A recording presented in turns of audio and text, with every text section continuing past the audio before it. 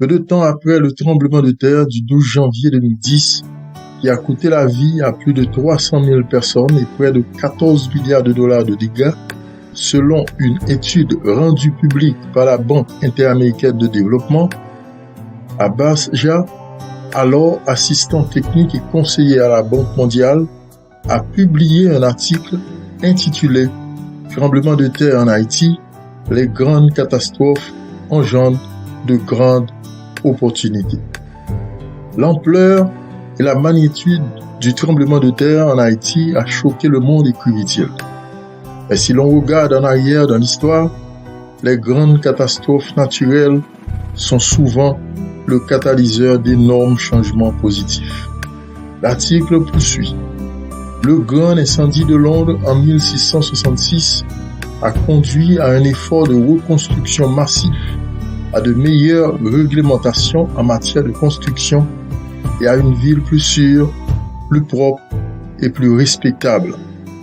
En décembre 2015, le Wall Street Journal a paru un article intéressant sur la façon dont l'impact du tremblement de terre de 1755 à Lisbonne a conduit à la création d'une nouvelle métropole avec des bâtiments antisismiques, de l'âge à terre et un extraordinaire système d'égouts. Le financement massif de la reconstruction nécessaire après le grand incendie de Copenhague de 1795 a conduit à la création en 1797 de la première plus grande association de crédit qui existe encore aujourd'hui. Le tsunami de 2004 qui a frappé l'Indonésie a fait environ 167 000 morts et détruit des écoles, des maisons, des églises, des routes, etc. Le fonds multidonateur géré par la Banque mondiale a recueilli en total 7 milliards de dollars offerts par 12 pays et 3 institutions internationales, dont la Banque mondiale, la Commission européenne, la Banque asiatique de développement, les Pays-Bas, le Royaume-Uni, la Suède, le Danemark, la Norvège, l'Allemagne, le Canada, la Belgique, la Finlande, les États-Unis, la Nouvelle-Zélande et l'Irlande. Aujourd'hui, l'Indonésie, particulièrement la province d'Aceh, la plus touchée par cette catastrophe, est dotée de charmes naturels, d'une beauté fascinante et d'une cuisine savoureuse pour les touristes qui font le va-et-vient quotidien par des milliers. En effet, dans un communiqué de presse daté du 16 décembre 2009, la Banque mondiale a attesté que le gouvernement indonésien a fait preuve d'un formidable leadership dans la coordination de l'effort de reconstruction de 7 milliards de dollars qui a donné des résultats remarquables. Que s'est-il passé en Haïti après le tremblement de terre du 12 janvier 2010? Cet article de l'économiste indien a suscité beaucoup d'espoir dans le cœur des lecteurs haïtiens et étrangers. Un peu partout, on croyait que cet holocauste avait enfin sonné le glas de la misère et de la destruction en Haïti. Mais malheureusement, ces âmes de bonne volonté ignorent qu'Haïti est sur le banc des accusés avec pour chef d'accusation insolence, corruption et pauvreté. Dans ce cas, sa condamnation n'est autre que l'isolement, le mépris et la dégradation. Dans la folie de ce désastre, on a vu une multitude d'humanistes, d'organisations internationales, de pays donateurs, etc. Parmi les grandes organisations figurent la Fondation Clinton, la Croix-Rouge internationale, Oxfam International, Food for the Poor, etc.